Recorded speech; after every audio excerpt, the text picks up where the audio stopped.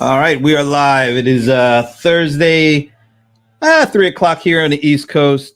Somewhat nice day, although we're supposed to get severe thunder and hail and pestilence. Oh, wait a minute, we have pestilence. Anyway, I'm Brent Leary, and I know when I usually say that at 3 o'clock on a Thursday, it's usually followed by I'm Paul Greenberg. But if you noticed, that didn't happen because this is not the CRM players.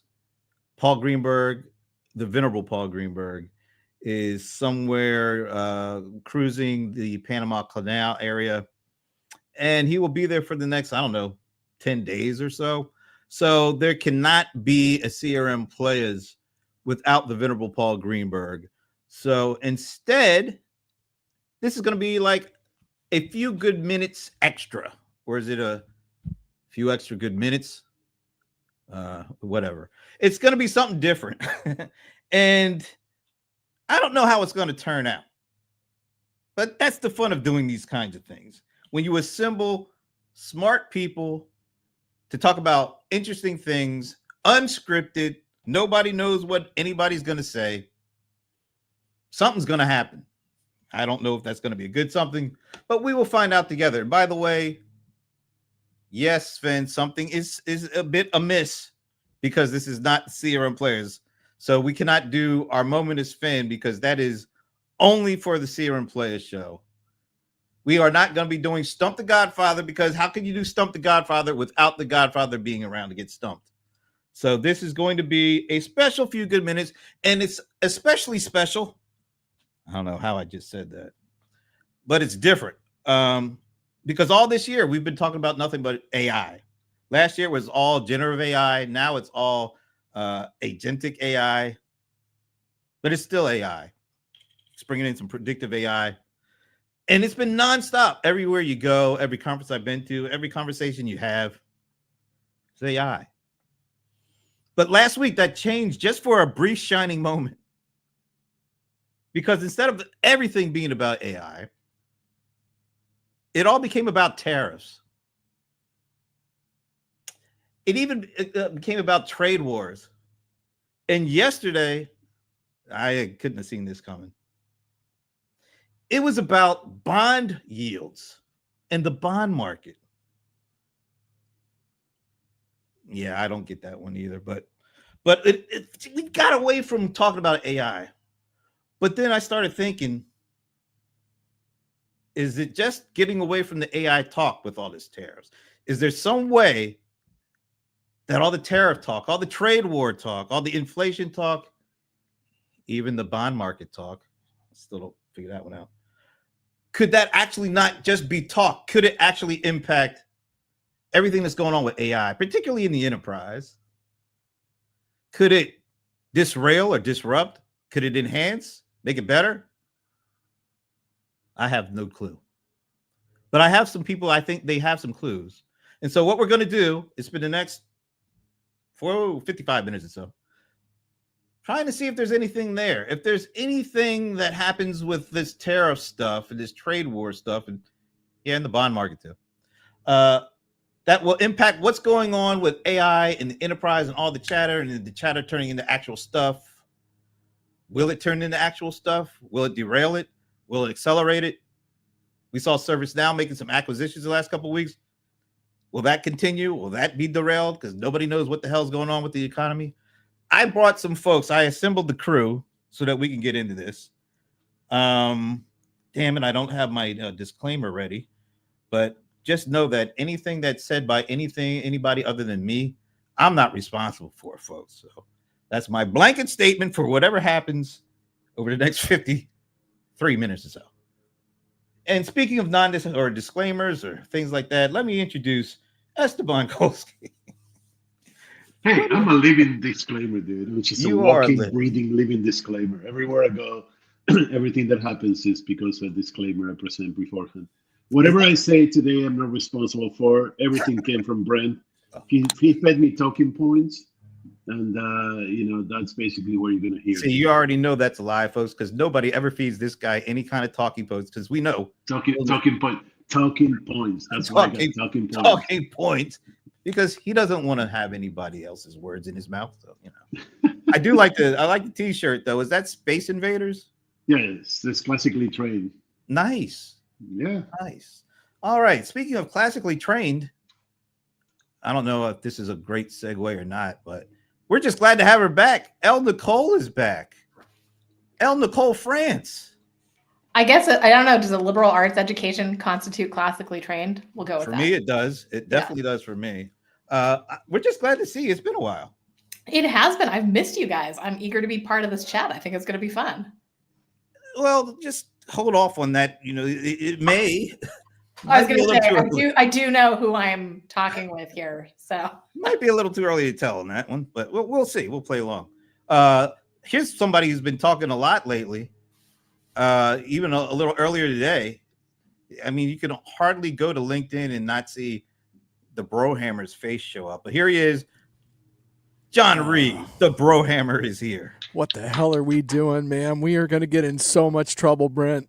I don't know. As long as Paul is like at the Panama, he won't know. So we'll be man. Good. Yeah, I'm oversaturated, but I'm ready to make this my best spot of the day. Ooh, all right. And I'm so friggin' grouchy about AI right now. I'm gonna build my own Suez Canal. Oh damn, Suez. Okay. Sewage or Suez? Either one. Oh, here we go. All right, it's gonna be awesome. You just made my transition to the next guest a little difficult because I don't think he's near the Suez or the sewage or anything. That he's actually he looks pretty calm and cool and enjoying life. He is I like to call him Bills fan number one. He is Bob Stutz. Hey, Buffalo Bob Stutz, as you can see with all the stuff in the background there. But that's not a Bills hat. No, it's a Bavarian hat. Is that the Bavarian Bills, Bob? Bavarian Bills. Not yet. Oh, well. All right. So, I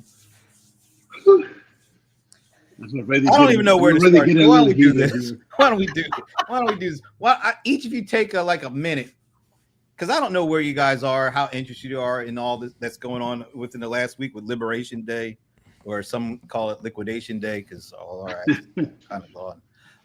But over the last week or so, we've been saturated with liberation and tariffs and trade wars and bond markets, and I just started thinking, I wonder if there's some sort of tie into what's going on with AI. But before we do that, just each of you give me a minute on what do you think of what's going on with all this tariff stuff. We'll let Elle Nicole start. Oh, leave it to me. So this is the point probably where I admit that I've been intentionally sticking my head in the sand a little bit and trying to avoid my usual obsessive news watching wonkiness or reading. So I think that the thing for me in all of this is the impact of chaos and uncertainty. And I think, this is going to be a really trying time to navigate. And my sense is that trying to take a longer term view, see anything at the horizon or above is becoming increasingly challenging. And yet that is exactly what businesses certainly need to do. But I think we all as humans probably benefit a little bit from that at the moment as well. Whiplash does not begin to describe the degree of chaos that I think we're witnessing right here. Bob, you're over in Germany. I don't even know what the perspective is over there, but tell us a little bit what's going on. Let's just say it's not a good time to be an American living in Germany. What's your take on all this stuff going on? Well, look, tariffs have been around a long time. It's nothing new, right? I mean, I don't think a lot of people disagree with the whole concept of tariffs. I think it's the implementation that's been the problem. Because look, there has been an imbalance of trade, right? Europeans disallow things from, they don't allow American cheese to be imported. They don't allow American meat. It's very, there is a lot of restrictions, right? That there's not free reciprocal trade at the end of the day. Let's put it that way, right? However, I do think that it's pretty important, and its effects on AI, I think, are going to be pretty dramatic if they don't come to some closure on these things pretty quickly, because it's not only about, chips have been excluded from this, but it's not just about the chips. It's about everything. It'll affect, power consumption, because all those things that, all those components that go into a data center, for instance, they're not made in the US. They're made in Japan. They're made in China. They're made in South Korea. They're made in Taiwan, right? So it's going to cause huge costs for things. I think it's going to actually have a dramatic effect on the progress of AI, actually, in a lot of ways. But I think there's a more importantly, I think there is a byproduct that could pop up that will not be pleasant for people in the US, which is it could accelerate automation. And it could lead to even a larger loss of jobs in a lot of ways. Manufacturing jobs that are done, by manual today, companies may decide, okay, it's time to just invest in robots because it's cheaper in the long run for them, right? So it could have this effect that it actually increases the automation in the US. It could increase it by several years, actually. Esteban? There's something that Bob said that it shouldn't be part of the conversation, which is the trade imbalance. I mean, I wrote about it yesterday, and probably nobody read it. I think I read it, but not many more people. But the problem with focusing on trade imbalance is that the trade imbalance is focused on durable goods that are produced, cars and refrigerators and chipsets and motherboards and things that are durable, which is totally fine. But the margin that we get in those things is minute compared to the service economy that we built in this country for the last 40 years. And in a service worldwide, at a service economy, we are killing it. We have margins that are 10x the margins of durable goods. We have a presence in the world that is not only impressive, but astonishing how amazing we master just about everything around in the world. And we create services, and we create services to write things like AI, for example, that nobody can talk for the most part. So we're focusing on a trade imbalance on durable goods that, I don't want to work in a factory putting shit together. Most people don't want to do that. It's hot, it's humid, it's uncomfortable. There's no AC. There's no matcha smoothies and foosball tables. So why would you force the people in this country that have grown accustomed to a different lifestyle, a middle-class lifestyle, and with a different economy over the last 40 years, to go back to something just based on nostalgia, which is all that we're trying to do? I want the trading balance. I want somebody to make it cheaper, and I'll buy it, and I'll pay them the 5% margin in whatever they get, while I'm making 50% margins on using my brain to create services that nobody else can provide. I'm all for that, but the tariffs are just a stupid idea. I mean, rocking the world just because, a nostalgic view of 40, 50, 60 years ago, it's just the wrong way to go about it. You do know who's president, right? I don't care who was president. When Biden floated the idea of putting tariffs, I said the same thing. Tariffs are the wrong approach. I want somebody who wants to manufacture this at a cheaper version, so they make the smaller margins, so I can focus on making more money on higher margin products. Absolutely. All right. By the way, Alan says he did read your piece, so there you go. I know he did, but him and I were the only people who read each other's stuff. So. All right, Brohammer. I read it too. Thank you. So, and I'm not just saying that. So look, I'm sure there's going to be some disagreements here, but I do want to say that it's a little deceptive because I fundamentally agree with a lot of the worldviews of the people in this panel. It's a lot of the people outside this panel that are driving me nuts right now with agentic AI bullshit hype and really ill-informed opinions on global commerce. But look, Esteban's right. Tariffs are our legacy artifact. We live in a globalized world. And if we're going to stick to our guns and try to pull nationalist movements on each other and try to say, oh, we're better than you just because we are, it's going to be highly unhealthy for the global economy. And, I'm very, very uncomfortable with any one person having enough power to create that type of global turmoil. I don't think that's healthy. I'm not criticizing any one person when I'm saying that. I don't want anyone doing that.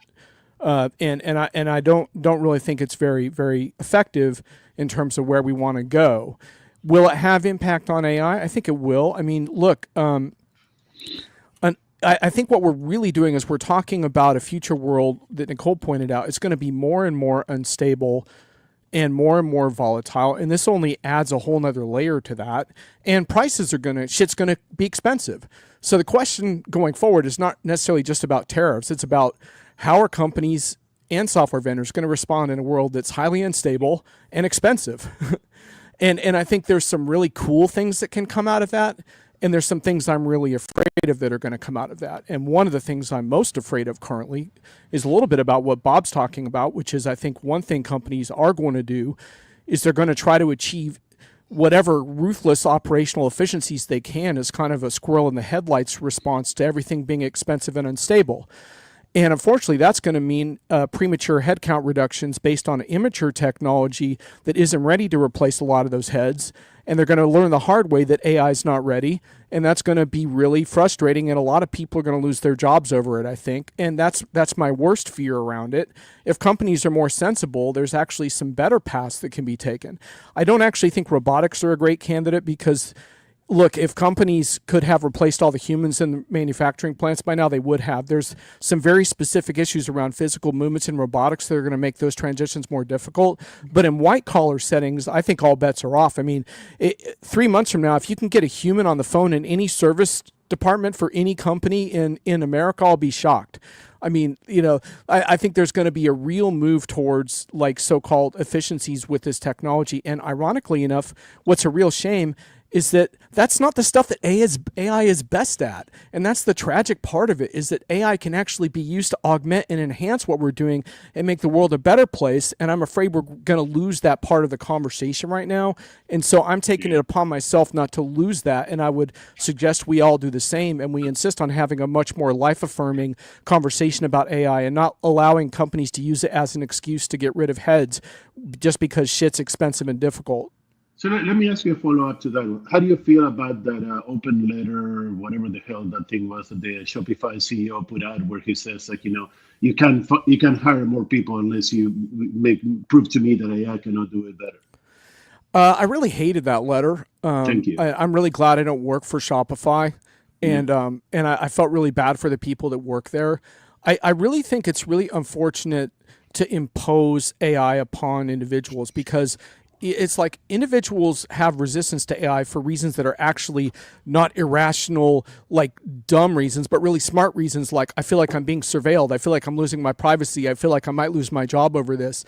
Instead of force feeding this technology, why don't we create sandbox environments where employees can experiment with use cases and gain more confidence with the technology? Because instead of imposing it on everyone, if it's so great, people should be gravitating towards it. And I think you could absolutely rally your employees around finding better AI use cases without imposing on it. It just sounded to me just so trendy. And it's like, what happened to solving business problems? And, what happened to saying we're going to solve a business problem today? And, oh, by the way, why do we have to use the most expensive version of AI, the most expensive technology possible to solve these problems? What if you can solve it with a much more cheaper piece of technology?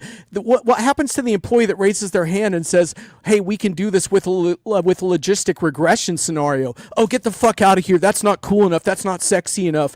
It's like, come on, man. Where are we, man? We've lost our minds. But it's already happening. Companies, especially in tech, are already laying people off, right, and using AI as an excuse, right? And I mean, it's happening, right? 100%. I'm just worried it's going to accelerate further as a result. It's kind of what you were saying, Bob. Yeah, I think I share the fear as well, and it's interesting because I think what you see is a bunch of variation in the approach, but the general thrust is the same, right? So it might not be requiring demonstration that AI can't do it in order to open new human headcount. But I think there's a very strong desire to experiment. And I think, John, there are a lot of companies out there that are attempting to take the more, sandbox, experimental, let's say the more positive angle on how to do that. But I do think it absolutely is a cover for laying people off. And I think in a lot of cases, their management is not even assuming that AI is going to be able to do this stuff all that well. But it's a good story that shareholders seem quite willing to hear, right? Well, it's like Jan said, it's the AI hype, right? It's absolutely. And right, I think this is the challenge, right? It doesn't matter what the right technology is. It's that this is the thing that is on everybody's radar and that is getting all the attention. So this is the thing that leadership unleashing customer-facing AI can get you in court, as some companies have already found out. So it's not going to be quite as smooth sailing as even if they realize, oh, this could be problematic. I don't think they realize the extent to which this technology can backfire in ways that are liability-inducing. But they'll find out the hard way. But I do think there's something important here that is worth talking about, and that is that I think there is a lot of resistance. And to your point, John, it's not necessarily unfounded. It's not totally paranoia, but I think it is also to a large degree unfortunate, because when I look across the scope of friends and colleagues that I see really doing interesting stuff here, it's the people that are willing to have that kind of beginner mindset and experiment with this. And a lot of people are finding some really high areas of impact where this stuff does work really well. It's not everywhere. It's not everything. And it's not necessarily doing the entirety of something. But they're usually not finding it as a core integral part of how they get things done. And the impact is clearly going to be significant. And I think we're at this point where there are a whole lot of people. I talked earlier about, sticking my head in the sand with regard to politics. I think this is an area where it's particularly dangerous to do that, because I think that's a very speedy path at an individual level to be missing out on a core skill set that makes you relevant and marketable. And I think, that's maybe not an ideal scenario to find ourselves in as individuals, but I think it is critical to recognize that that is the reality today. Well, and the reality is that in order to use AI effectively, you have to have some pretty serious critical thinking skills. And it's not like anybody can just get on this stuff and start using it, right? You really have to think about what you're doing and how you use it. And I do think there's great use cases that look, I use it every day. It has some amazing things it helps with, right? Yep. But on the other hand, can I say something? There's one thing that actually Thomas just said, that it's about the messaging that AI is there to replace people. And here's the deal. I don't think that the messaging in AI is there to replace people. But yeah, they're bad leaders and stupid people that would say, oh, this is automation. Was it Clava or whatever the name of the company that replaced the entire CRM with like agents? People that but that was all bullshit too. They actually didn't do it. They just replaced it with other SaaS, and it was all just totally misunderstood BS story. Sorry, anyway, go on. No, that's okay. I mean, that was my point. My point is like, people keep saying that, but there's no proof that it's replacing people. There's proof that it's augmenting the capability. No, but Esteban, when you have key leaders, especially in the tech sector, that come out and say, you need to get used to working with your digital employees because you have to learn to work side by side with them. What does that say, right? That basically sends the message that at some juncture you're going to be replaced. I mean, we've been saying this since the knowledge explosion in the 1980s, that everybody's going to replace because, the knowledge is what matters, not the person. And we have proven over the last 40, 50 years is that the person making the decisions based on better knowledge is more important than the knowledge itself. The knowledge is easy, it's cheap, even cheaper now. You can get ChatGPT to give you any piece of knowledge that you want that has ever been created, regurgitated in 20 different ways.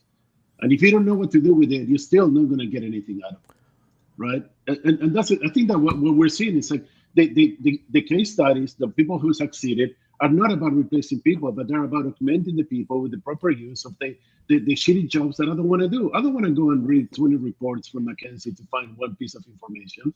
I want ChatGPT to do it. I want to ask, Claude or, whatever the name is, hey, go find me this piece of information that is critical for me. Look at the sources. I did that last week. I was actually amazed at how quickly it found exactly what I was looking for. It took 6 to 8 hours of my time and did it in like 30 seconds. And that's a great use case. That's absolutely, so, you know. But that's not going to replace me. You still don't know what to do with a piece of data. So the current technology is powerful but flawed, and I spent a lot of time. I'm about to do another piece on some of the flaws and how those flaws are being measured, because vendors are basically passing the buck on this issue and not being honest about what the flaws are. But when you actually talk to the engineers inside of vendors, they admit it. And I talk to academics and practitioners who are trying to solve these problems and basically acknowledging that a lot of them are not easily solved or solvable. And what I told the vendor the other day, who was bragging about their agentic solutions, which some of them were actually pretty good, to be honest with you, I said, you're calling it AI, but just remember, when true AI comes along, you're not going to believe how good it is compared to the shit you're selling today. Because true AI doesn't require all kinds of RAG interventions and chain of thought modifications and LLMs auditing other LLMs and moving into smaller models to audit the larger model and then the human to supervise to make sure the mistakes. That's not true AI. That's just the AI we're dealing with today. And the unfortunate thing about today's AI is that while it does have some very impressive use cases, both for individuals like Bob and for enterprises, its best use case, unfortunately, is things like deepfakes and things that create widespread and fuel distrust and aggravate societal divides and destroy our sense of a shared sense of facts. That's actually the killer app of generative AI currently, which is really too bad. I don't know. There's something good about seeing an action figure of myself with a little phone and a little camera. I like my avatar for sure. Like, I mean, iconoclast on top. They age a lot more slowly. I'm just going to say that. Right? There is an upside. So I think. By the way, that's not AI, but whatever. We're not going to get into that conversation. Was it you, John, that talked about the potential, the concentration of the tariffs are on these hard goods, these things that you can pick up and sell? That was Esteban's blog post on LinkedIn. You got to check out that blog post, man. So you got to check that out. One of the things that the European folks, I think it was Macron, was saying part of what their response to all this might be tariffs on digital and services and digital things. That's right. And because actually the U.S. has a plus when it comes to exporting services and digital stuff. We are a massive net exporter of services. So what if they come back and hit us with that? What impact do you think that could have on what's going on here? Well, Bob would get some high fives in the bar at least. Are you allowed in the bars right now, Bob? I stay out of them. I was just saying, you're gonna keep your wits about you when you do that. I don't want to have those political discussions, But I think this is a really critical issue, and I think it is tied to both a massive kind of own goal potential here that the U.S. has created, without getting into pointing the obvious fingers. But the other aspect of this that I think is really crucial is that it is sowing such a massive amount of ill will, and I think the thing that is far less easy to quantify because it is so intangible is the importance of collaboration and experimentation. And I think what potentially happens is that Americans and US companies are cut out of a whole lot of, inspired, creative, collaborative activity because it's just simply a reaction on a very human level to complete dumbassery, Well, and to go along with that, just think about what's happening with all the student visas getting axed. Talk about shooting yourself in the foot. I mean, insanity. I mean, look, our tech industries, not even just tech, you could go across the board, whether it's in any type of engineering, any type of pharmaceutical sciences, right? I mean, we depend on those students coming from China, from Japan, from Taiwan, from other countries, South America, right? We depend on that at the end of the day. And if that's going away, who's going to replace all that? Thomas Friedman had a great article recently where he's talking about how he's been to the future and it's China. because Right. this is exactly what they're doing. And they're not Nigeria. just building manufacturing capability, they're building the intellectual base That's right. to Right. draw people from all over the world. And this that's is the- what and that's US the- used to be known for. Yeah, Right? and you're both right in the sense that the real asset for the U.S. wouldn't be forcing companies to put some really crappy manufacturing jobs back here that you can't live on anyway. It would be creating the next generation of intellectual capital by investing in That's a right. diverse set of talent, because the only moat in a modern economy you can hope to build is the moat based on your own creative brilliance that is manifested in your business and your services. That's your moat, not taxing the crap out of people for stuff that is no longer the core of how you deliver value. And If it's a the tariffs would make, sorry, Esteban, the tariffs would make sense if they were matched with investment in R&D, if they were matched in funding for the kinds of innovative environments that are actually going to generate The terms don't make better sense. performance, but there is no relationship there. The terms make no sense whatsoever. Yeah. Deportations and immigration makes no sense whatsoever, because we're talking, I mean, pure economic terms, you're talking about 10x margin increase by going services versus goods. And it makes no sense to put any modes around there. I mean, like, God, open the fucking universities to anybody who wants to come here and like study. But then here's the thing: if you come here and study, you need to commit to be here for 5 years, delivering something that will make this what you study will implement it and make it shine. If you don't do that, don't come over. We don't care, you know. But open it, it's free. Anybody who has an idea, come over. It's free. Then if you want to put 10% tariffs, that's fine. I don't give a fuck about 10% tariffs. And use that money like Nicole said, channel to the universities. The problem is we talk about the U.S., but let's be clear. This is the Trumps of the world are happening across the globe, not just in the U.S. Yeah, but they're not. I mean, you look at if an election was to be held in Germany today, the AfD would win the election. They've already run the polls. They know that this is, look, the Trump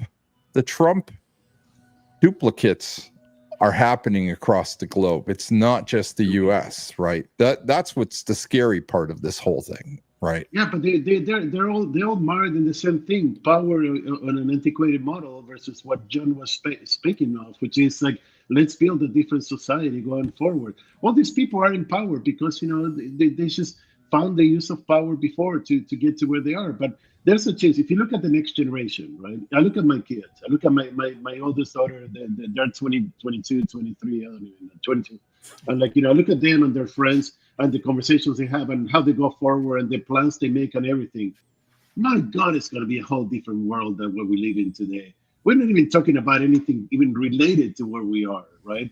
Even the kids that are older than that, my friends' kids and nieces and nephews that are graduating with degrees in like environmental technology and amplification of human kindness and whatever, you know, get a master in amplification of human kindness or whatever, and you go like, what the hell is going on? It's a whole different world. But that's the world that I would prefer to live in versus this antiquated world where I grew up with you know, dictatorships and power struggles and things that don't make any sense to anybody. Yeah, but the geopolitical situation is one that is, look, it's happening across the globe, which is really, yes, it is. You look at the US, why is Trump doing what he's doing? Well, it's fear of losing national identity, and it's happening across every single country. This is something that is becoming very prevalent, which we've gone away from wanting to be global citizens and having global trade to now wanting to have strong national identity and isolationism in a lot of ways. And this is a huge issue. It's interesting. I go back to my classical education, Brent, in liberal arts, and remembering Francis Fukuyama's cornerstone. That's right. Jihad versus McWorld, and we've been McWorld for, you know, that's right, a long time, and jihad is definitely is roaring back, and it is fascinating to see these uber nationalist movements all over the place, as you say, Bob. I mean, you know, Orban is kind of Trump's model that he's going for right now. I mean, it's kind of shocking, because I think that for most of us who operate in spaces where we are both figuratively and in some cases very literally doing the things, working in the companies that are actually bringing the world closer together, in a variety of different planes, it just seems like a foregone conclusion that this is not only a good thing, but the thing that will continue to predominate. And I think we're at a moment where it seems very obvious that that is no longer an assumption that we can make. So I happen to believe that in 30 or 40 years' time, if we don't have more of a global cooperative identity, we're not going to be a thriving species. But I probably won't be around to claim victory on that. But one thing you will be living you're not that old. You'll be living in El Salvador based on the article that you wrote this morning. Yeah. He'll be the 52nd state. But I do want to point out that there's different types of nationalism, and at least we could hope for a kind of nationalism that takes pride in creating things of value, not in punishing other countries or in exerting our superiority for some inexplicable reason. But on a slightly more positive tone, like looking at sort of how we could respond to these situations that we face. Obviously, as Brent, I think you alluded to this with ServiceNow, some companies with deep pockets are going to make a lot of smart acquisitions right now. That's obvious. It's a good environment for that. But I do want to point out one thing that I think sometimes the resource constraints can actually fuel the right kind of creative innovation. And we saw that in the AI space with DeepSeek, which actually lacked access to some of the most expensive NVIDIA chips, but in lacking access and working within constraints, created more affordable models and in some ways more compelling forms of AI that are much cheaper than what we saw pumping out of Silicon Valley at supposed scale. So I think a lot of what we need next in AI is actually not as scale and cost intensive. It's actually more creative approaches. Esteban and I have spent a lot of time with active inference, which is another approach to AI that is not nearly as cost intensive, especially once you move past training into executing on scenarios in real time. The point being that I would encourage folks out there that are discouraged about the spending environment to think of it that way, that sometimes constraints can lead to true ingenuity. And maybe we need a little more of that and not like massively funded, big AI companies that can't turn a profit. Yeah. I want to go back, if you don't mind. I want to go back to what happens if, this current fixation with going back to manufacturing and those are the good old days when we're currently in an environment of optimized supply chains, and that seems to be the way forward as opposed to looking backward and trying to recapture our manufacturing glory. If we try to keep on that tact of going backwards while somebody like China kind of leads the way forward, where does that leave American companies? So let me take the economic side of this, right? First of all, wages that are not, if you look at the wage growth for Americans over the last 40 years, has been consistent and significant compared to any other developed nation. We're at least 20% ahead in average wages. We're at least 15% ahead in consistent growth of the average wage for Americans over the last 20, 30 years. So if you go to a manufacturing economy, you need to reduce the wages. They will probably suffer a reversal between 15 and 30% on average wages, which would put us below even China, essentially, but below everybody else that is out there trying to make it work. That's one part. The second part, the cost of retooling the country to be a manufacturing economy, building new factories, building new equipment, automation, the distribution, retooling of supply chains and all that stuff.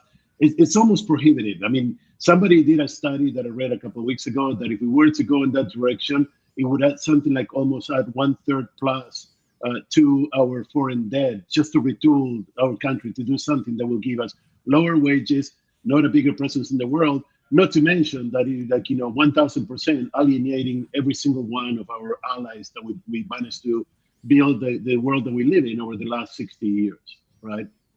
So there's no clear win of going back to being a manufacturing economy once you move away from it. And this doesn't even count, like I said before, the concept of like the margins that we get from services versus durable goods and so forth. So there's no economic incentive to actually continue in this. Forget the tariffs. Just think about the manufacturing only. There's no economic incentive to that. If you add on top of that the fact that we built a world over the last 60 years, if you live we built the world over the last 60, 70 years since the last World War that is actually focused on not repeating the mistakes of the past, and we actually leaving that behind. what the hell are we going for? What are we trying to do? Are we trying to go back to like where I grew up in Argentina, where I'm afraid of expressing my opinions? I mean, I know you guys would be happy if I don't express my opinions, but I wouldn't be, you know. But we're going back to a place where like an authoritarian person with like, you know, an army can actually dictate what everybody else gets to live and how they get to live. That's not a lifestyle. I've already been there. I'm not interested in going back to that. But there's no value proposition that says we have to go back to that because, you know, the movies that we got in the 1950s and 60s when Dad was walking to work with his hat and his coat, so it looks a lot better than like sitting in front of a computer doing Zoom calls all day. Yeah, I don't disagree with you, Esteban, but I do think there is some merit in going back to some form of a manufacturing in the United States again. And look, if we didn't learn our lesson from COVID, we should, because when COVID hit, there was only one country in the world that was manufacturing protective gear and respiratory machines, and that happened to be China. It put every country in the globe in a horrible situation. And it's not just the US that's trying to get back to the manufacturing side. It's countries like Germany, France, the UK, Spain, Italy, all of them are, because they realize that they have no independence at the end of the day, because some of the things that are critical are being manufactured outside of their control, which they have absolutely no power over at the end of the day. And if that supply chain gets disrupted, right, like what we saw in COVID, right, that is a good example of, you want some things to be manufactured in your own country at the end of the day, right? I think it's critical. You can't just say, no, we don't want, we've moved on to a service society. Well, guess what? We may have moved on to a service society, but let's be very clear. Most of the people in the United States are not there. Okay. Most people, we have low rates of people graduating from high school, right? We have low rates of people even going to college, right? Hence, why our universities have to take so many foreign students, because if they didn't, they wouldn't be able to survive, because we do have a problem in our country, which is, you know, and it's not just our country, because I see it in Europe as well, is this generation does not want to take on those higher level jobs, and they're not going to college. They're not learning. Look, you know, we live in a different world because we all come from the tech sector, and but you have to really look at, you know, go to a place like Indiana, right, where, you know, they depend on manufacturing jobs, because guess what? Most of the people couldn't qualify for a tech job. Right. And that's true in a lot of states. And we have a problem with education in our country and values. So it's not, you just can't, it's hard to say, you know, like, look, we do need those manufacturing jobs. We do need to create a society where people can work and make a decent wage and all that. And we don't have that today. Right. I mean, look at some of the states like North Carolina that got absolutely decimated with all the furniture making getting moved to China. Right. So there is some issues around this. Right. And is the quality better? No. Is the price better? Absolutely. It's cheaper in a lot of sense. You can find stuff cheaper. Does it last longer? Not really at the end of the day. Right. There is some things that were made in the US that were made very well. Right. And I think you can't negate it all and just say we don't want manufacturing again. We don't want low paying jobs. No, because we do need those at the end of it. You need the whole spectrum of jobs at the end of the day. I completely agree with you. And I think, you know, Thomas is asking the right question, I think, in the chat here about what is the right balance, because I think it's that balance that shifts. There's another aspect here that I think is super interesting. And I'm reminded of a conversation I had many, many years ago with a former colleague who was a physicist by training and ended up in manufacturing and then in ERP and then, you know, in the analyst world. But the conversation was very much about the importance in chip fabrication of having R&D and manufacturing physically co-located, because there is so much innovation that can only happen rapidly when those things are in physical proximity to each other. And I think that's maybe an extreme example of where that is often true, but it's certainly not the only one. And I think there's so much disaggregation of so many things both in manufacturing and honestly, in my opinion, in services too, that would probably benefit from kind of the pendulum swinging back the other way. I think there's room for innovation that we wouldn't be able to find otherwise. And it is also about economic resilience. It is also about things like national security. It is about a whole range of issues here, right. Not just economic top dogdom. And I think part of the challenge is we are in an environment where if things work effectively, the pie keeps getting bigger. But at the moment, the dogma seems to be very much about a zero-sum game view of trade in anything. And I think that is probably the most harmful aspect of this whole. And that's crazy. But that's crazy because we have the biggest, what they call our economy, the envy of the world. So we have a lot of money.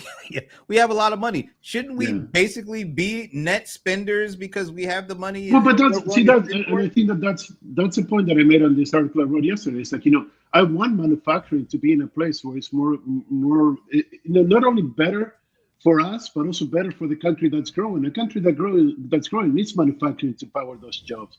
But I'm not saying don't do different jobs. I'm saying don't make it manufacturing versus technology. Make it like, regular trade jobs. Make it like, better lifestyle. Make it, how can we live better? But then leave the manufacturing in places where it actually, shows better and it's done better. And then bring back to America the ability to not do manufacturing, but impose better jobs, better wages through services. Train people to be better electricians, better plumbers, better whatever. That's a better wage than actually manufacturing. That's a better lifestyle than manufacturing. That's what you're going for. So that's the thing. It's like, we're drowning in this inability to see that it's not manufacturing but it's manufacturing and. Let's let somebody else who do the manufacturing that does a better job of manufacturing, and then leave me out of it. Let me focus on the things that I do that provide better services, better lifestyles, and better everything for everybody, and leave the manufacturing where it is. Now let's take the money that we would spend and put in manufacturing in place, and let's put it into education. Let's put it into better planning for the future for potential pandemics, so we don't have to depend on China for breathing mask and apparatus or whatever. And for planning for a better lifestyle, let's take a page out of Norway's book, where they take all the money they make from oil and create a sovereign fund that is focused on the betterment of the people of Norway. Let's not do something that is either us or them, but let's do let's do better for us and for everybody else around us. Brent, I was really struck by your comment around the health, the robust U.S. economy by the numbers, because there's some kind of major disconnect happening, because not just the broke people I run into, but the people with jobs, they all seem very disenfranchised and unhappy with their lives as a gross generalization. And I don't think, for all the wonders of modern technology, we've done a really good job making people feel like they have true agency and connection and community in their lives. And you have these incredibly powerful devices, but when I look at old concert videos on YouTube, I see a whole lot of happy people in the audience without those devices having an amazing time. And you always see all these comments in these videos saying, look how happy people were when they weren't on their phones, kind of ruining the moment for themselves with excessive notifications and weird, documenting your existence as an influencer in real time, as opposed to actually having a moment of connection around you. And that's a problem I don't think AI can solve. I do think AI can do some cool things for us, but I wonder about that, because I think if you don't solve that, then even if you have a decent job, I don't think it's enough. I think people are very, very siloed right now. And I think some of the political results we see in many countries are the result of some of these feelings of just total isolation. And so it almost makes sense to reboot the technology conversation, including AI, and to start thinking a little more about what a decentralized, community-based versions of this technology look like, and what are ways that we can use this to make more firm connections with those around us instead of isolating ourselves. And so I don't know, that's kind of where I arrive at this, is I don't think economics are going to solve this problem entirely. Let me get in because I just want to follow up on that. I think we talked about at least nobody here wants to do these manufacturing jobs. I don't think the younger generations want to do them either. They'd rather be content creators, and I think they'd be happier being well known and making some money than making more money doing manufacturing, because I don't think they view that as something that is unfortunately only one in 1,000 of them is actually going to be able to live off their influence. But they don't know that because the no, dream is alive. You're right. The dream is alive.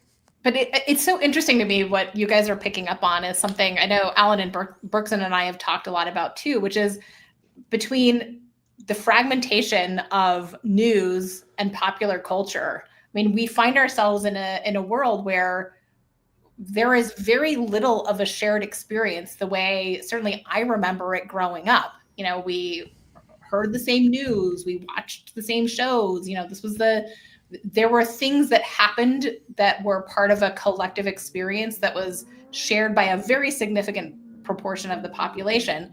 And we are missing that in some very, I think, significant and meaningful ways. And I think part of the challenge of social media, and certainly it's exacerbated or amplified by AI, is this idea that people become very isolated and the echo chambers become extreme. And yet, as humans, there's a very deep part of us psychologically that wants to be part of a shared experience. I mean, that's part of the reason why people gravitate toward certain brands, for example, because there's this sense that there's this bigger community that they want to and can be a part of.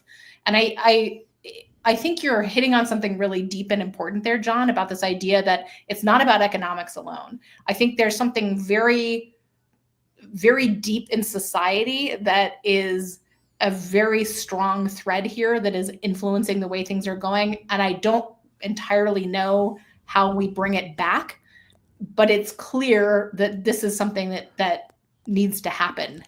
Well, tech has caused a lot of those problems. Let's be clear. It has, absolutely. Yeah. I mean, look, the richer have gotten richer and the poorer have gotten poorer. And that's not just in the US, that's across the globe.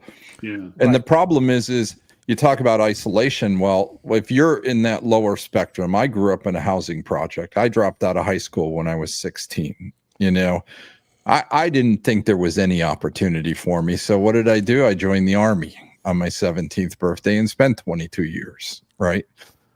Look, people get, there's no sense of hope, right? If you're not from a wealthy family or from a middle-class family, your chances of getting into that economic, what I call the economic goods strata, is pretty tough at the end of the day. Yeah, right? and can we just add? But that's by design, Bob, because to be a powerful person and remain in power, you need uneducated masses that are easily entertained with social media. I don't disagree. Sports, with Coliseum. So change. You want to change the world? Change education. That's the only. Well, that's my point. The education, and look, in our own country, just think about this.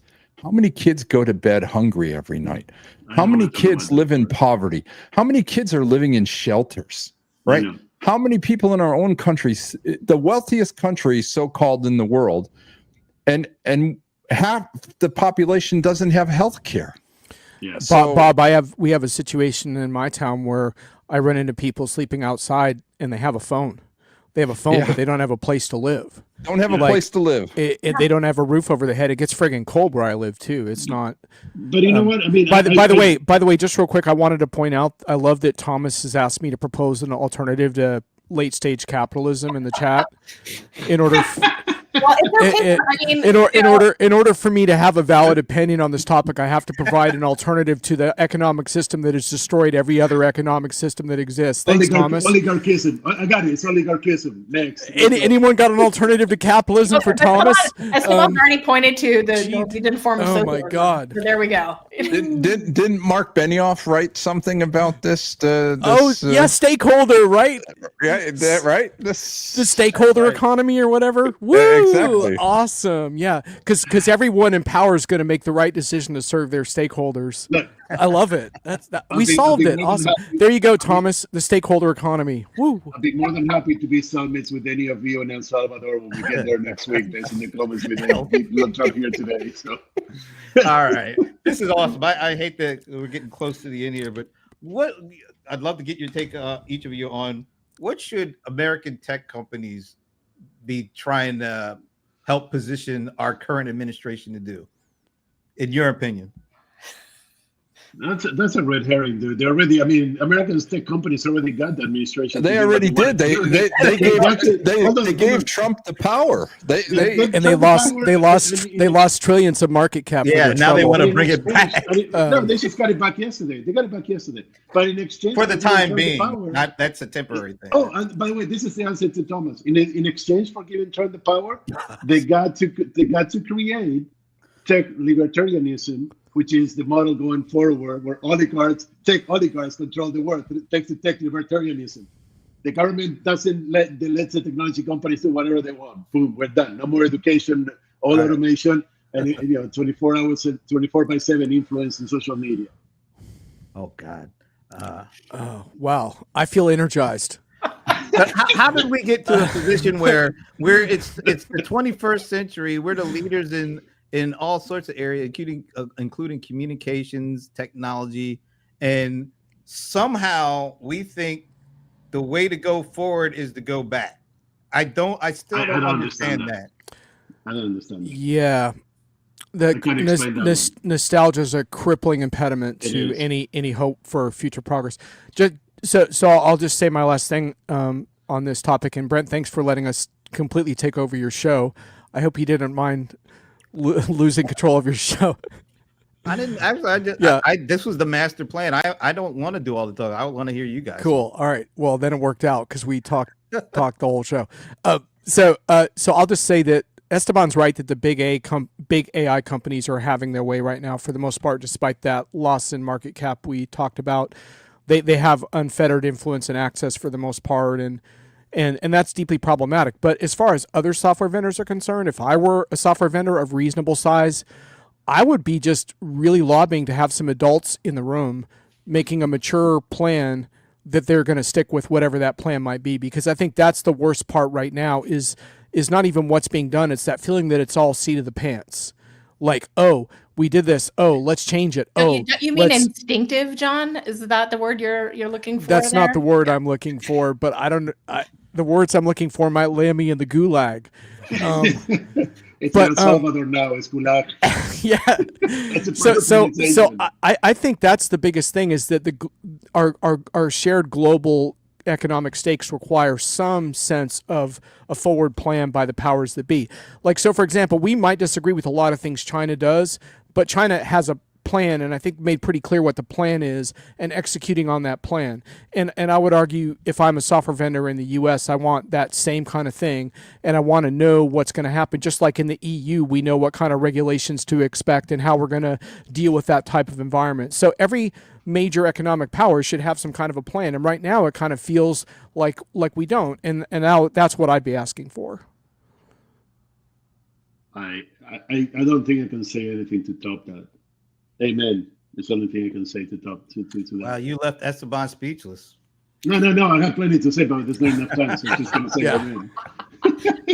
Well, I think Jan's right, but there's so many factors that go into all this, right? That we only touch on a few, but Brent, you did say something that we don't talk about much, which is national security too, which is an issue.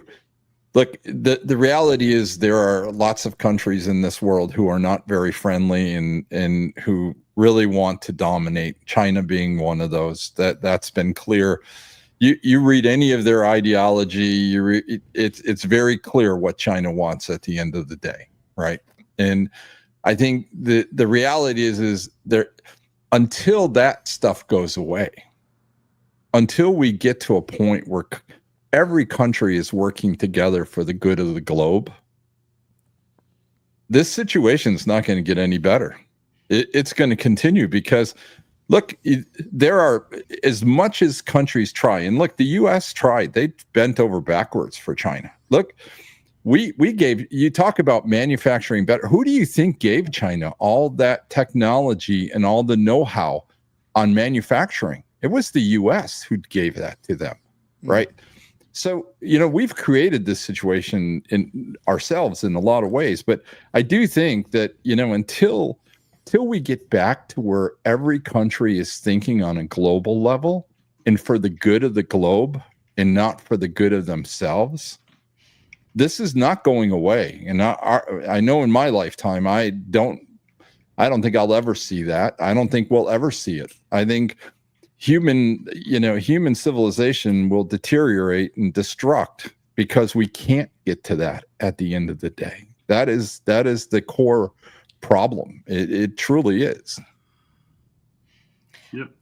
It's interesting because I wholeheartedly agree with what you guys have been saying so far. The thought that struck me when you asked your question, Brent, was on a different scale, arguably a considerably smaller scale. But to me, it's less about lobbying and trying to get this administration to do something. I think the reality is that this is a scenario where you need to be focused on other things that you can define as more within your control. And this may seem a little bit rose-colored glasses, but to me, the best strategy here is to focus on problems that are really worth solving. And I think this ties directly into the AI thing, because as we all, I know, violently agree, there's so much focus on the thing as opposed to what it is you're trying to use it to do. What are we actually trying to accomplish? And I think that probably the likeliest way of navigating all of the uncertainty and vagaries and massive pitfalls that we know exist in our current environment, and potentially even some ways to overcome some of the things that we've identified in this conversation that are some very real challenges that are part of that, is to be focused on some bigger set of objectives. And I think that is the thing that drives good innovation. That's what brings people wherever they are together within a business, across businesses, across society. And I think that's what gives us some of the motive force and honestly, some of the energy and inspiration that we need on a more human level to overcome some of these challenges. I'm just going to say this in 15 seconds until we have, you just teed up the next conversation, or what are the problems that are worth solving, and how do we go about solving intractable multi-generational problems? So. All right. Yeah. I'll just say, I think we picked I don't know, maybe the worst time to try to go back to John Wayne and try to do everything alone, where I'm gonna do it alone and do all this. This is the worst time in the world to do that. We used to have allies, right? We used to, I remember when Canada and Mexico were like, buddies, like a month ago, That was like a whole 2 months ago, dude. And now I'm afraid that, pushing them away into the arms of potentially China, which who would have thought that? I'm just saying, if you have to choose what side, one side is literally pushing you away right now, and the other one isn't. I'm afraid that if we keep pushing folks away, they're going to go to somebody's arms and say, at least they'll let us do certain things. I don't know if that'll happen, but it just feels like this is where things are. And who would have thought that 5-6 months ago? That's all I'm saying. All right. This has been awesome. I would definitely like to do this again. And I know if Paul were here, he'd want to be a part of this. So maybe we make this a CRM Players Great Debate so he can get in here and get his 2 cents in. But this is awesome. Thanks so much. It's great to have El Nicole back into the fold, and definitely need to see more of you. Mr. Esteban, first of all, like I said, t-shirt is just, I got to get me one of those t-shirts. And I'm sure we'll be hearing some interesting stuff from you. Well, it's printed in China, so you may not be able to get it for a couple of weeks. Or it might cost us like $500 now to get it. Yeah. What's the daily tariff rate on your Temu order that's sitting in there? Yeah. Bob, you say stay away from the bars, the local bar scene for the time being. And Brohammer, are you gonna give yourself give your voice a rest, man? Dude. Last video show of the day, I promise, man. There's nothing more to talk about. I'm out. But are you gonna be back tomorrow with anything? No, I'm taking video day off because I oversaturated people today. So. Yeah, Thomas, and thanks, Thomas. Thank you. Thanks, Alan. Thanks for all the folks who are coming in and really adding some great stuff to the conversation. So thanks, commenters. Yes, absolutely. Commenters, huh? Okay. It almost sounded like you said commoners, but I'll go with commenters. No, they're as smart as we are. They're hardly commoners. Absolutely. All right. So next week Paul is still going to be somewhere in the sailing. So we will not be doing the CRM players next week. See you week after that. In the meantime, have a great weekend. See you sometime down the line. Thank you. Catch you later. Bye all.